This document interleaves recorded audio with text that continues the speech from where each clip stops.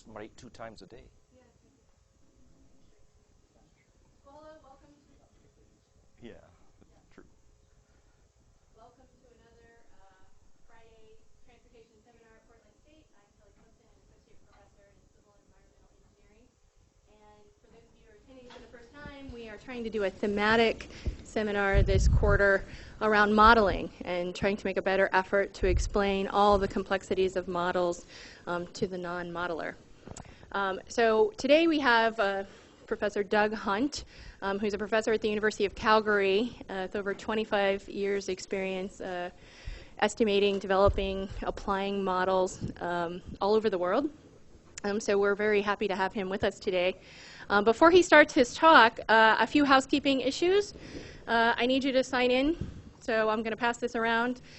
If you ask a question, can you just turn that in? So even if you've asked your question publicly, I don't know all of your names, so I just want to make sure that I can attribute that appropriately. As always, please use your mic when asking a question. And for those of you online, you submit your question online to the Yahoo account. So with no further ado, Doug Hunt. Oh, great. Thank you very much, Kelly. And thank you. Thank you for the invitation to come and talk a little bit about integrated models. All right, what I'm going to cover is what these models are, right, and how they can help us in our planning activities. All right, so the outline of my talk, I'll talk a little bit about context now. All right, there are more and more regulations being established that require more integrated analysis, where we look at not just the transportation impacts of transportation policy, but also the economic impacts of transportation policy and vice versa, and the environmental cumulative impacts of economic and land use and transportation policy. All right, and there are specific guidelines and requirements, regulations spelling out that the sort of interconnected relationships among these things need to be accounted for explicitly in the analysis that's done to support planning activity. And we now have further some more specific experience, practical experience applying these kinds of models in USA context in support of planning activity. So we'll talk a little bit about the different kinds of models, my own little taxonomy for our sort of whole spatial activity system, and then how we carve it up, and how some of the terms we use to represent the different kinds of models, and then really define what we talk about when we use the term integrated, at least when I use the term integrated model. There are some common issues where they can really be of help. They add value. And there are some other benefits, and we'll talk about those four. First, sort of in general, these are the things that I've seen over the last 25, 30 years of my career, all right, as things where these kinds of models add value. And then talk about a few examples. I probably have more examples than we really can cover in just 45 minutes, but I'll try and hit the Oregon ones in particular. So when we talk about the transport or transportation system, all right, what we're referring to is, all right, the demand for transportation arising because activities are located in different places in space, and the interaction of that transportation demand with the transportation supply. All right, and so there's a congestion effect associated with the use of the demand onto the supply. All right, and that's what we would call a price-like signal in this kind of market interaction, all right, where we have flows from the demand loading onto the supply and then feedbacks of congestion to help send signals to that flow about where it might want to reallocate to more appropriately use the supply. And then we can evaluate what the impacts of that resulting interaction are on both society and the economy. All right, in various different ways. We may look at travel time savings, travel costs, money costs, and we will evaluate. Or we may look at the emissions, the greenhouse gases All right, and those are externalities from the pure market we're talking about here that we're also concerned about. Right, well, the whole spatial activity system, all right, includes not just that transportation system. In fact, as we all know, it's well tied together and integrated with the rest of our spatial economic or spatial activity system. I sort of have the demand side in a column on the left here and the supply side on the right. Right? We have capital and labor supply, and we have land and floor space supply, and those things are being used or consumed, and they send back price signals, right? If we have a shortage of labor of a certain kind, the wages go up for that.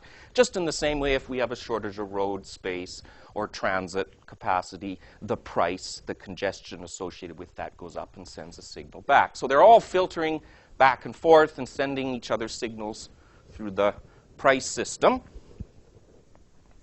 All right, and we can, again, there are larger impacts of that whole system on society and the externalities, the sort of things we might be concerned about from the production of transportation, also the production of anything else in the economy. Greenhouse gases are produced not just by transportation, but by the whole, all right, all sorts of different production activities.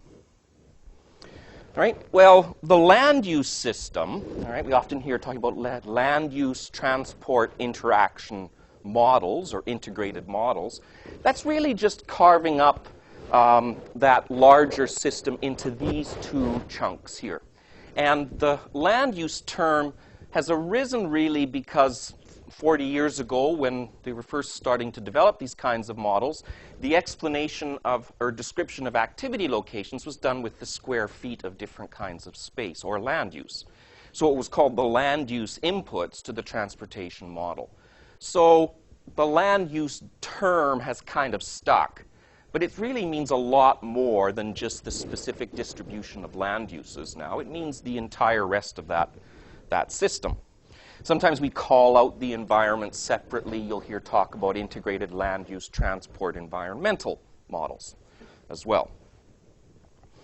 All right, well, what I call land use transport line process modeling, all right, focuses on this component of the full system, that transport component. And one way that we try and do that is with what are called four-step or traditional aggregate or equilibrium models, aggregate equilibrium models, where we take employment and population descriptions of activity locations and feed into generation, distribution, and mode split, and then we do assignment to have it interact. And then we can look at the results. All right. The thing that's going on here is it's a line process going from assumptions about population and employment.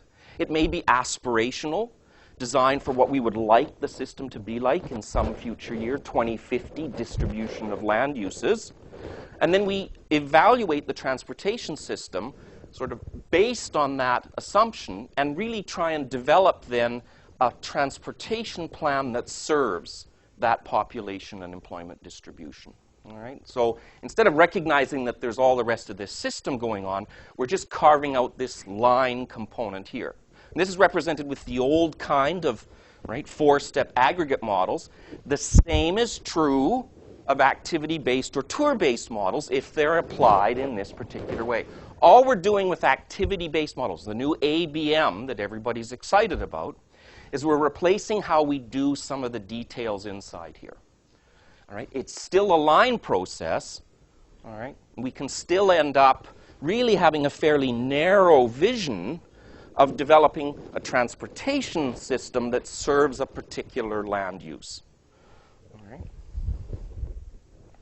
So land use transport interaction modeling, all right, that's the key is in some way there's a feedback represented where the locations of activities, right, instead of a line process, we now have a loop going on where in some way or another part of the results of what's happening on the transportation system feedback and impact the rest of that land use system and resulting locations of activities. And there are different types of feedback that we can represent. All right, so I'm going to go back to sort of the 4-step model version, okay, of that. That's just replacing that with, all right, the 4 steps: generation, distribution, mode, split, and assignment. All right, and one of the ways in which we can have feedback is we can simply look at how the quality of travel is from different locations. So we would, in the same way, feeding things back up through the system here, feed back up into influencing activity locations. All right? We sometimes do that from the trip distribution information rather than from the trip generation information. Trip generation is about how many trips, and it should be keying on how attractive it is to travel.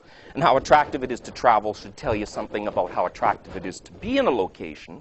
But sometimes we look at sort of how accessible places are, all right, as the distribution of different places I might be able to go from a particular location. That's actually feeding back from this stage here.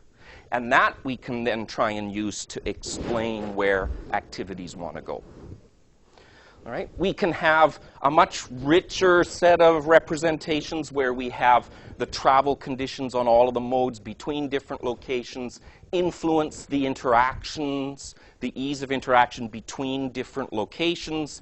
And then the rest of the land use model will come in, and we can adjust rents and have developers build more space so that we have the system reoccupy space in a new way, and resulting new activity locations leading to more travel. And really, we're looking at sort of the interactions in space rather than a trip distribution model. So we draw that right out of the land use model itself. All right? We can look at the price signals directly. All right, this is often the way sort of economists, initially looking at a transportation problem, start to try and figure out how transportation is influencing the rest of the system.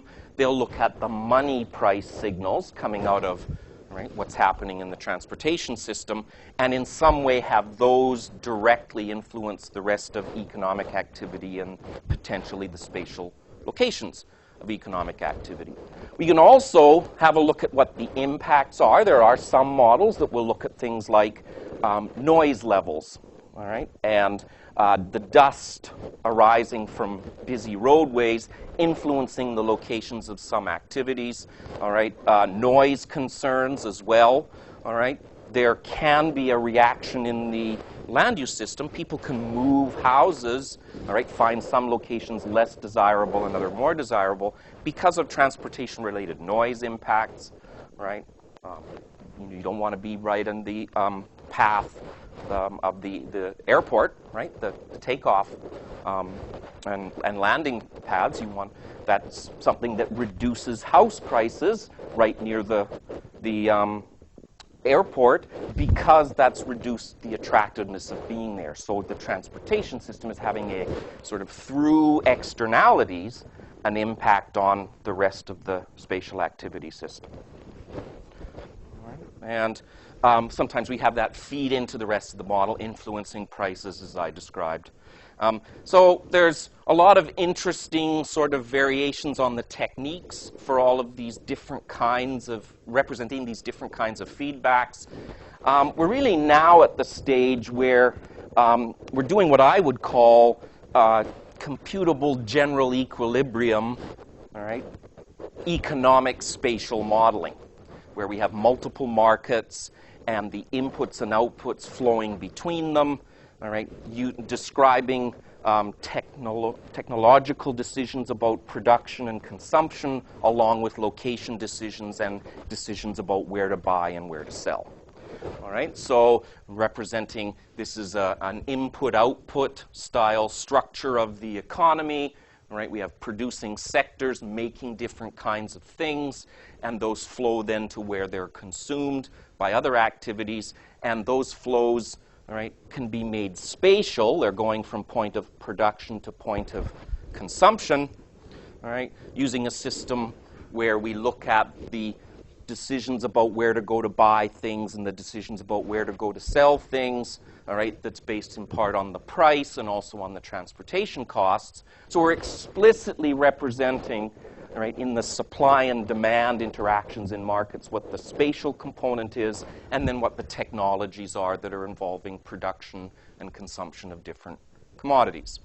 All right, so we've gone sort of into a much more economics-based representation of what is happening. And transportation, the flows of the demands for flows of things going from point to point, is really arising now because of associated production activity, be it businesses in the economy, all right, or households and government as institutions who also consume all sorts of things and have to travel to go and get it, all right, and also sell their labor, so they're producing and they have to travel in order to sell their labor as well. So they fit within that same paradigm, all right, within the economic system. We then look at the developer actions in changing space over time. All right, we look at this now at the individual parcel level. We'll go through and look at the decisions that owners or developers can make about transitioning what is currently on space, all right, on land, into a new kind of space. All right, often it's no change. Sometimes, in our model of Baltimore, it's to allow things to go derelict. All right, and in other cases, it's to change the use and make a decision about the quantity. And in that way, we can have the space evolving over time that's available as one of the things that the economy is using. Right? We have to locate all of our activities in locations, and they're responding to the rents that are being bid. All right? Well, so what do we get out of what clearly is a much more ambitious, all right, endeavor to try and represent not just the travel demand that's arising and how it loads onto the transportation supply, but really how the whole spatial economic system is working, and the transportation is one of the components within that system. All right. The first way in which I've seen it helping considerably is in land use forecasting. Remember, in the line process, population and employment for some future year was the input that had to be developed. Even if it's aspirational or there's some attempt to try and forecast it at some level, all right, if you don't have a modeling system that's generating that, it's a lot of work to do it every time and to consider alternatives. So it's a time-consuming input that a model system allows you. Once you've developed that, there's a lot of initial cost, there's a lot of benefits then. Each additional scenario that you might consider on the land use side is a lot less work as a result. And you know, without the feedback, we end up with line process in our analysis, which can bleed over into line process in our thinking. Okay, we can start to see transportation as simply a thing we engineer to meet the demands that we expect to arise, instead of something we plan with as part of the larger system. Okay, so there's very, very political process doing this. In a lot of planning jurisdictions in the United States, there's an idea of home rule about land use. And so each little community has its own plan, and there's an element of boosterism that often comes in. So they'll be very aggressive in what they say is going to happen, just to try and game the system in order they can get services at capacities that are high enough that they'll never have to worry about it. So what a land use model can do is really sort of try and intervene in some of that, reduce some of the politics, ask questions about, well, if you're going to grow so much, who's not going to as a result? All right? And it's more theoretically consistent. We know this is happening. We can look out in the real world. All right? Anytime we start doing things in our analysis that we know isn't correct, all right, and we sort of ignore that, we're eroding what we're doing. We're eroding how other people view what we're doing and how seriously they take it.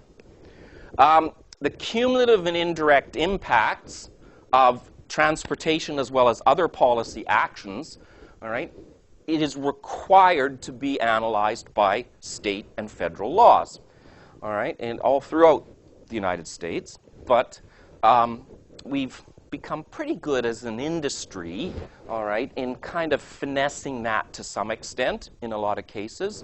The standard practice that's sort of professionally acceptable that the courts would look at, all right, is actually a pretty low bar.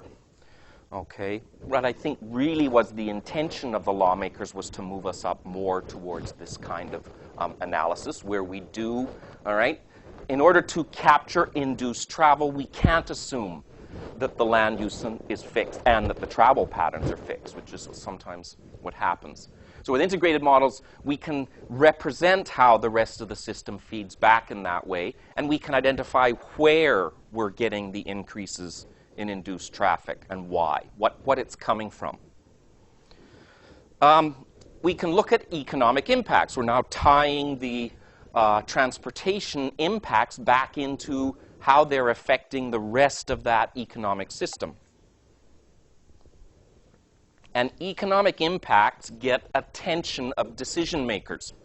All right? The Oregon legislature finds it hard to get concerned about a 2-minute per trip travel saving, which is absolutely huge to the transport modelers. Right? If we get a 6-second change in average travel times, that would be something that we would kind of like to see, all right? But you tell that to decision makers and it just, well, they don't get it, right? But you start talking about 32,000 jobs being impacted because of a transportation policy. Everybody understands that, or at least gets a message that there's something to be concerned about here, all right? Transport costs are part of overall economic costs. If we're always trying to make transportation more difficult because we're pursuing some kind of objectives to do with externalities, reducing greenhouse gases by reducing vehicle miles traveled, and we do that in a heavy-handed manner, all right, we will find there will be economic impacts of that. And decision makers kind of get that. They kind of know that, all right? If we can come with an analysis where we're admitting that, we're acknowledging that, and we're saying now you have to make a tougher trade-off. It isn't just about let's make everybody travel less and it doesn't matter, all right? There are going to be costs. Oregon will become less competitive, et cetera, all right? Can we now make that decision, all right? When you have economic theory, you can then do much more complete economic analysis. We can do cost-benefit analysis where we're looking at consumer surplus changes and producer surplus changes. All right, this enters into the whole systematic treatment in cost-benefit analysis. It isn't about a few seconds of travel time. It's about the changes in welfare that are occurring and who's benefiting. All right, what you'll often find with a lot of transportation projects is it's the landlords along the right-of-ways who are truly the benefits of benefiters, you know, the ones who benefit from things going on. In fact, travelers, their travel times may not change all that much at all. It's just more congested again, but there's a lot more activity along the right-of-way, all right, which is really the landowners are the ones who can now build at higher densities and their land is worth more, okay? So there's often a lot of enthusiasm by landowners about transportation policy because of that, all right? We can look at impacts on prices and rent and the distributional impacts. All right, who's paying more rent because of our changes or less rent because of our actions in the transportation system? It also aids communication, and this is a bit more sort of on the pragmatic end of things. You know, we organize our administrations, public administrations, into silos where somebody's responsible for finance and somebody's responsible for population forecasting and somebody's responsible for land use regulations and somebody else is responsible for transportation. All right? And when we are in those silos and we're using models just considering our own components in our silos, I mean, what could possibly go wrong?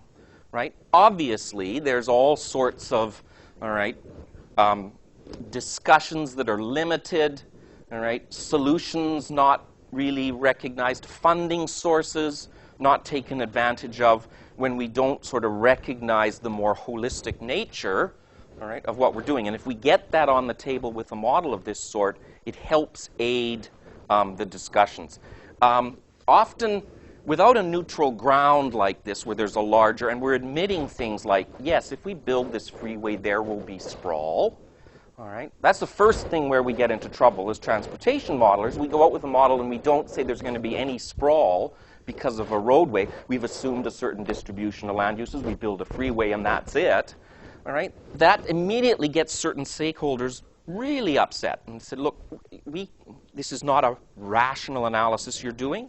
We don't accept it at all, and we're just going to fight you every inch of the way. All right. Whereas if we can say, yeah, we know that that sprawl is occurring, but there are still benefits that are greater than the costs, all right, if that's the case, then now we have a basis for a much more reasonable discussion. All right. So there's a basis for finding a shared vision. All right. We can consider a much wider range of things to solve our transportation issues as well. All right. And it's this increased trust. This is very real. I've found this occurring where when you come with a model that's saying more of what's going to happen and acknowledging it, there's a greater, a group of stakeholders will say, all right, I think we're willing to discuss now.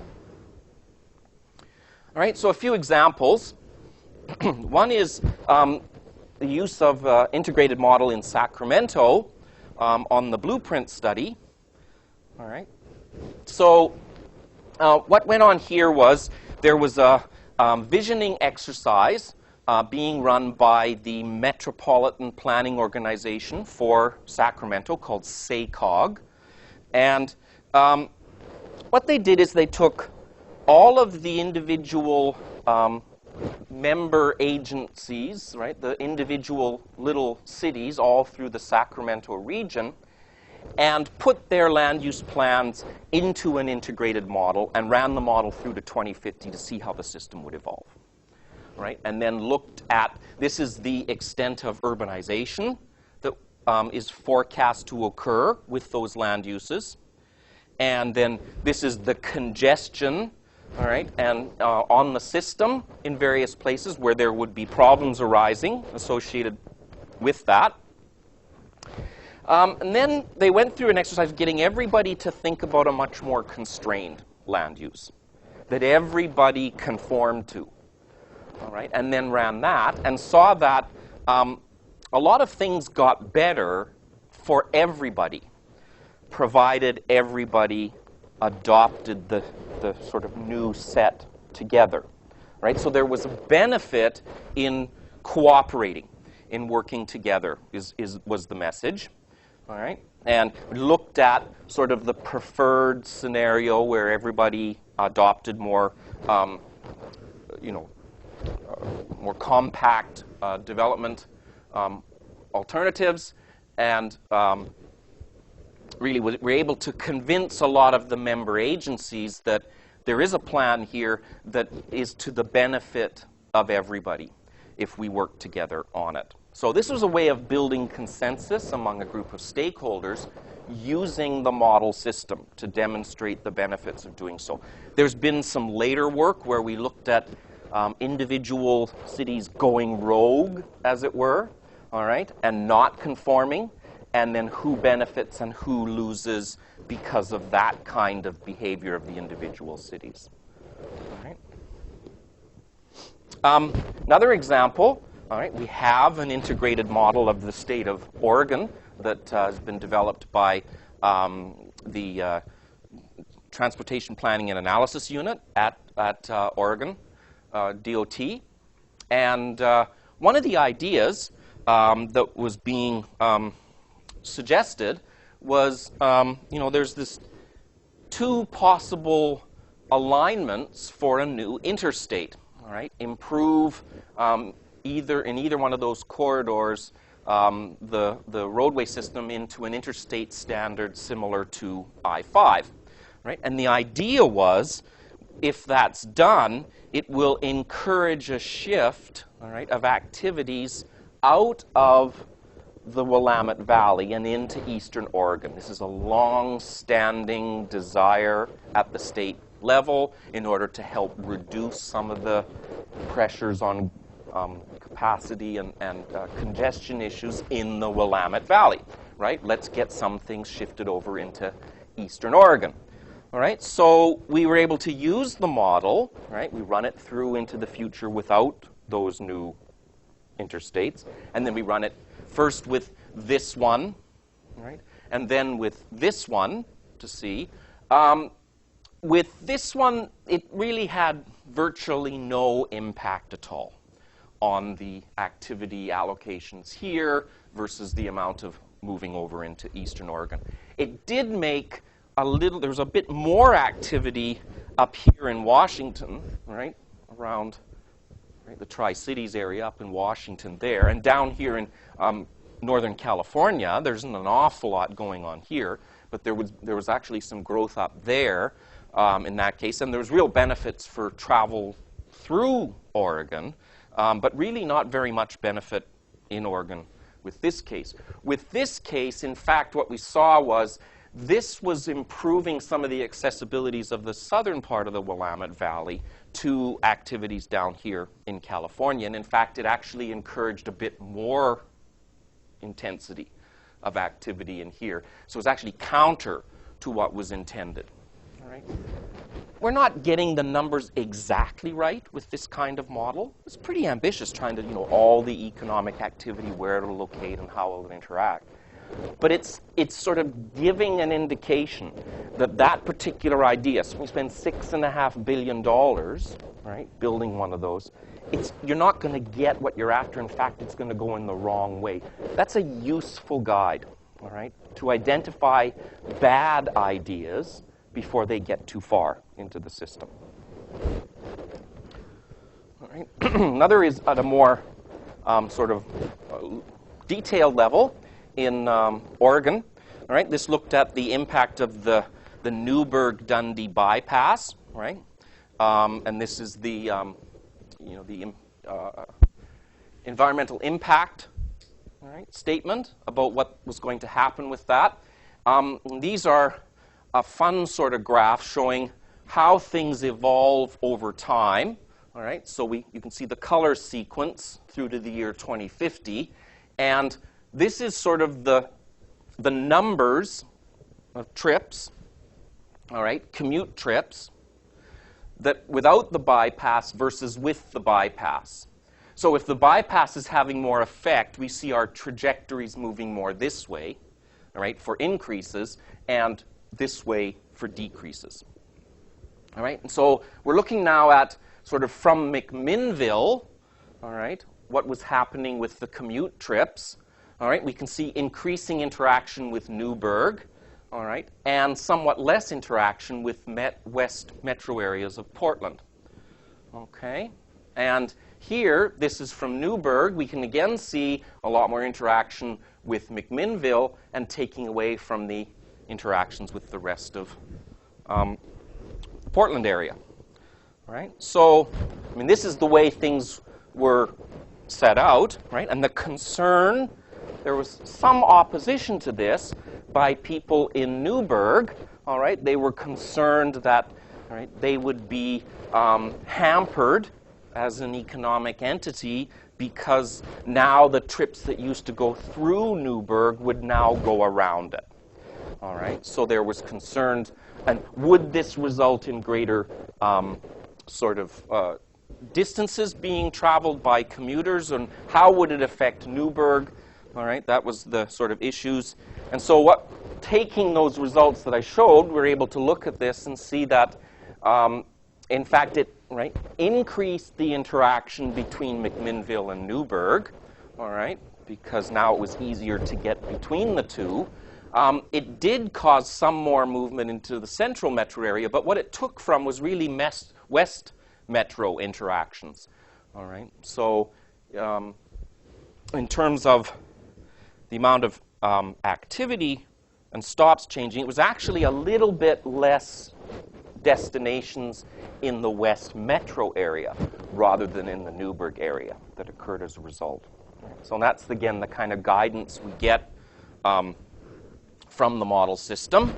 Right? Another example in Oregon, using the Oregon statewide integrated model, is the sort of how to respond to the bridge issue that arose, where it was discovered there were cracks arising in about 550 bridges across the state, designed in a certain period from the late 1960s to the early 1970s.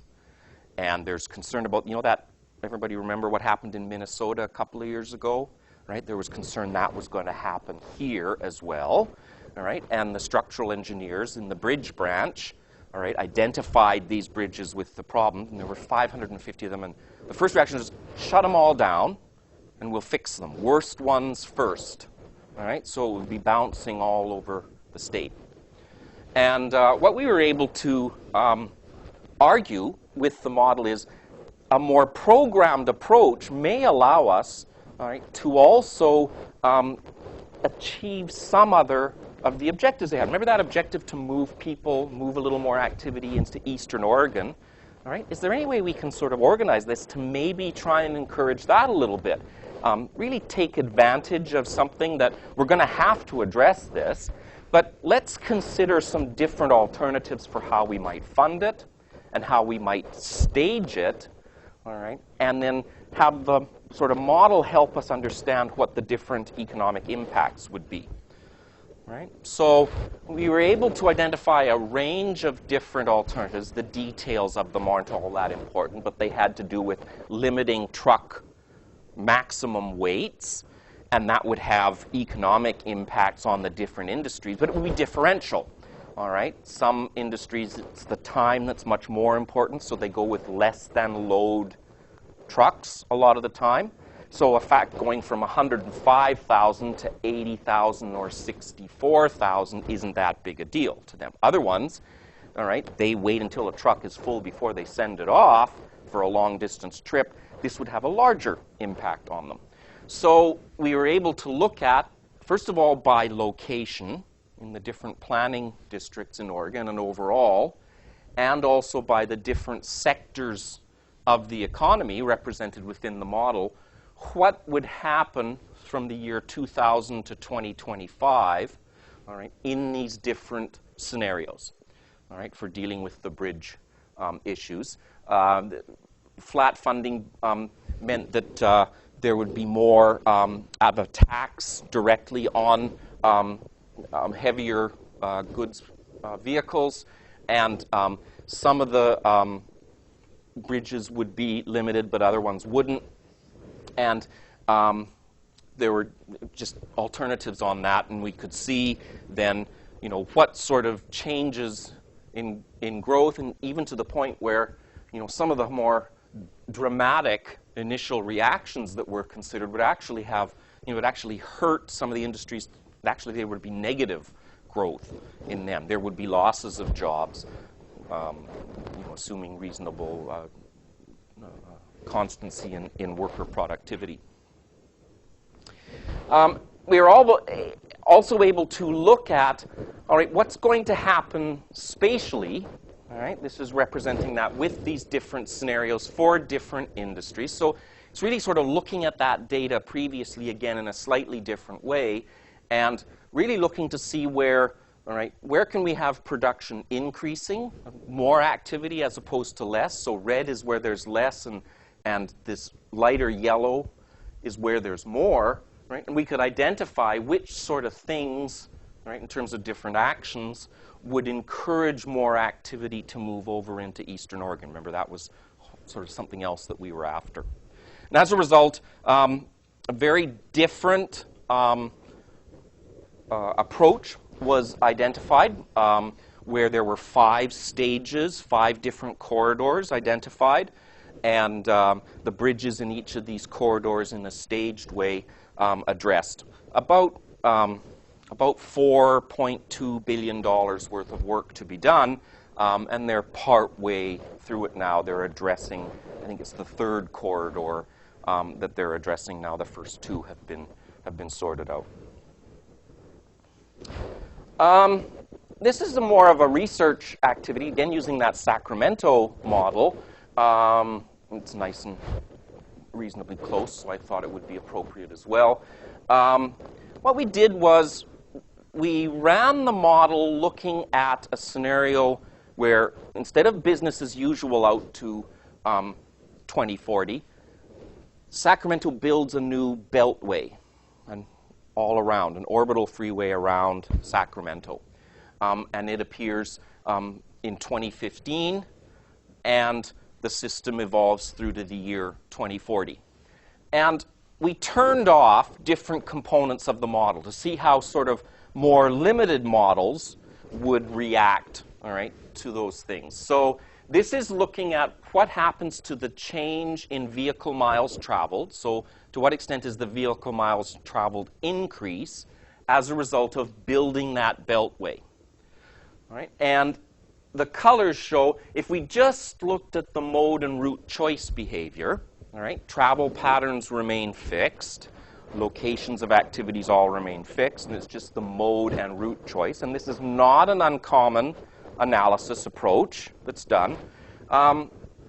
We essentially have no impact in 2015, and we actually have a slightly negative impact in VMT in 2040. Why? Because some people are able to have more direct routings than they would have otherwise because of that. So we actually, for the existing travel, it's a little bit better as a result. When we turn on destination choice, allow it to change as well, all right, then you can see we have about half of the total we get with everything on is explained, is represented. So, and that's, you know, a standard line process transport demand analysis would consider just these two. So if, you know, if I were on a desert island and somebody gave me some transport model results, right, from a line process and said, what do you think the real VMT changes are going to be? I'd double them, all right? That's all I had to work with. So we can see how much is because of relocations of activities and then because of new land development as well, which are the two components, basic components we have representing how the land use system can respond. We also looked at the Willamette Valley Forum. All right, that was a planning process that I think is about 10 years ago now. There's talk about revisiting it. And really, this was a very public sort of process. There were a lot of stakeholders involved. And the idea was looking at some different alternatives. All right, and then what happens, this is the household changes arising.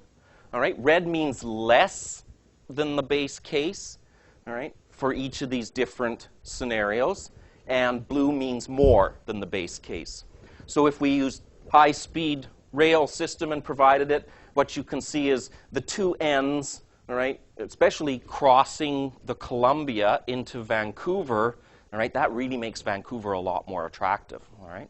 So a lot of population moves to there and also to the Eugene Springfield. Very often with high-speed rail analyses, we see big impacts, right, at the two sort of nodes on the two ends of the system. Highway expansion, this is adding more capacity. That just allows, on I-5, that just allows more and more commuting up and down I-5. It actually draws, right, from the other two sides of Portland and just allows more development along that particular axis, right? That's kind of obvious. Yeah, you'd expect that. But having the model saying that and acknowledging it as part of the discussions meant that people were much more willing to accept the other things that were being shown in the model system. Look, they do have a sprawl effect occurring, all right? Reducing the land supply, all right? Tightening up the urban growth boundaries and reducing the amount of supply that's released, all right? And then a vehicle mile tax, which I understand is another thing that's going to be reconsidered as part of the new, the revisiting of the Willamette Valley Forum. All right, so these kinds of models are ambitious, there's no question, and complicated. They're a bigger job to build than just a travel model. All right? And, but we're learning more as we're doing more of them. So the job is shrinking. We sort of fewer blind alleys, if you will. All right? We're getting better informed at how to deal with some of the things that arise. It's not an unknown. All right? It should be counted against the alternative, especially for developing land use forecasts, which can be very labor-intensive incrementally. All right? It's an investment that pays off in the future. I think it can be argued it is, certainly Oregon DOT has spent maybe $15 million over the last 15 years developing this model, but it's had impacts on billions of dollars worth of spending, easily. All right. What I see happening, right, this is going to be used more and more. Oregon's at sort of one of the very leading edges of this, but more and more places are catching up and doing these things. I can see application. It's still an element of research under these things, and then there is sort of all sorts of opportunities for sort of more pure research, looking at some of the different things and better ways to do things as well. So, thank you. Thank you. Now we have time for questions. So I'll just let you sort out who you want, who looks attractive to you for questions. Go ahead, Roger. That's fine. You have to hold it. I had a question on the data that you use for these integrated models.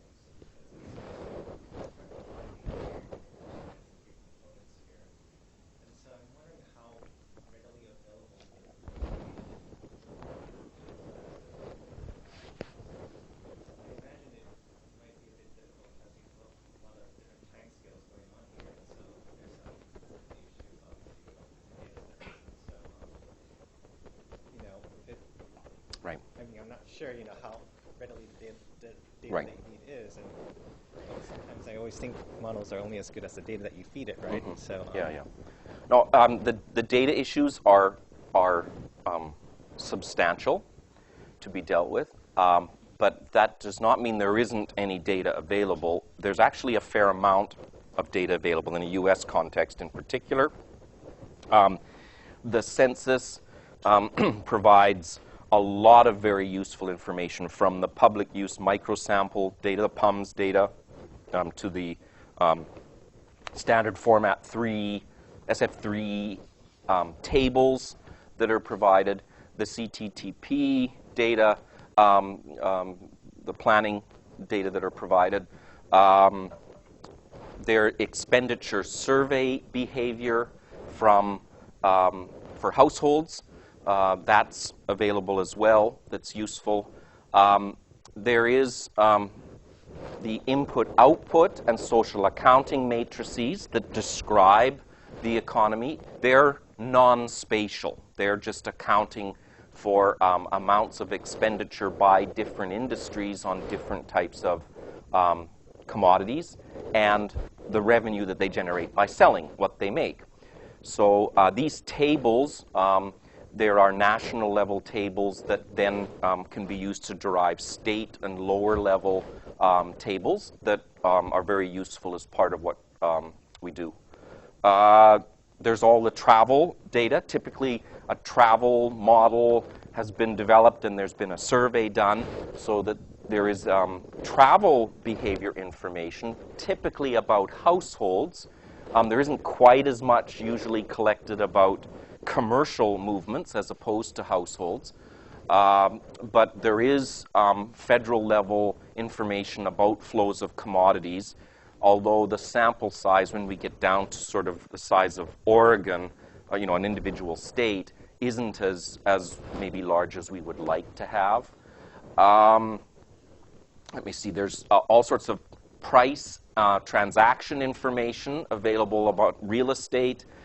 There's developer permits, right? Whenever you're going to do something to your property, the typical rule is whenever you're going to pour a foundation to do something, then you have to get a permit in order to, for that to be approved and then properly inspected to see that you're conforming to the local rules.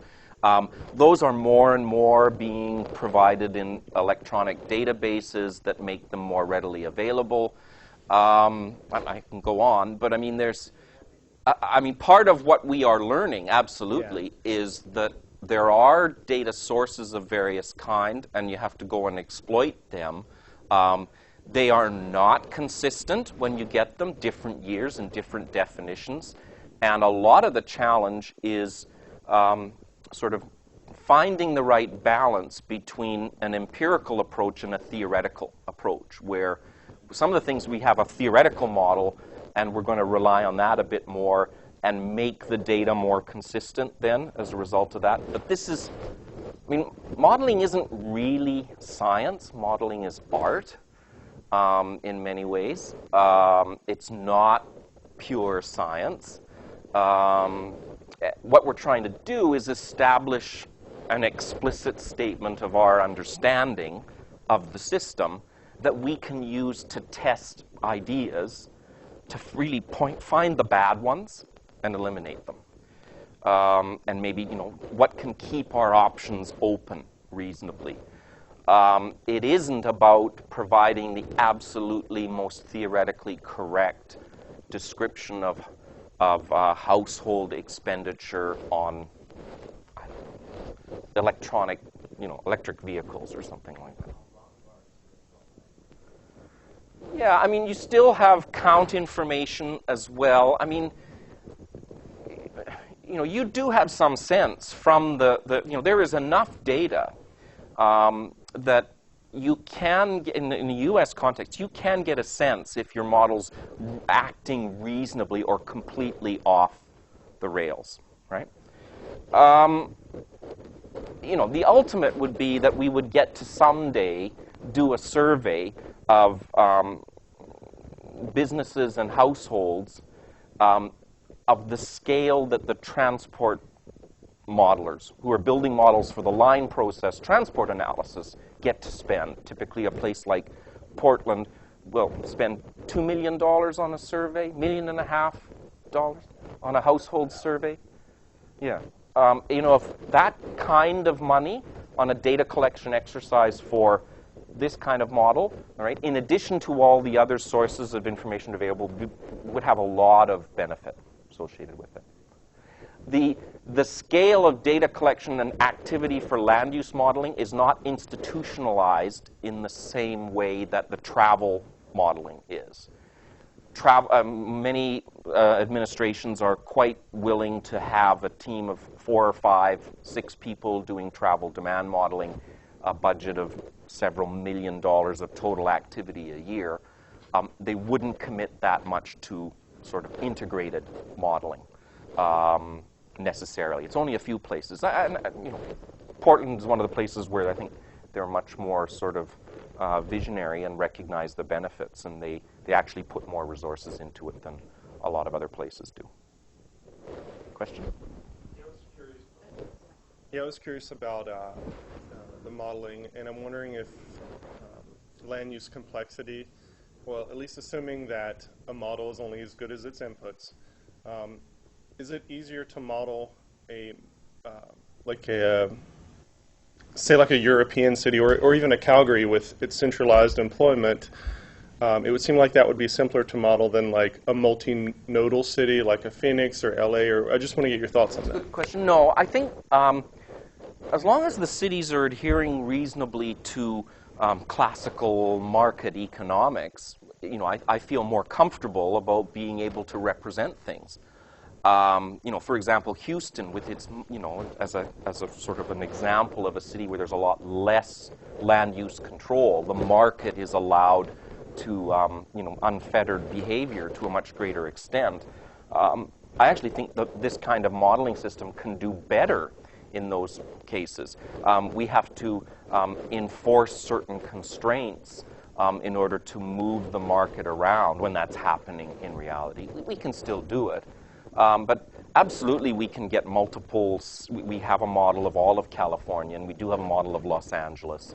And I mean, it's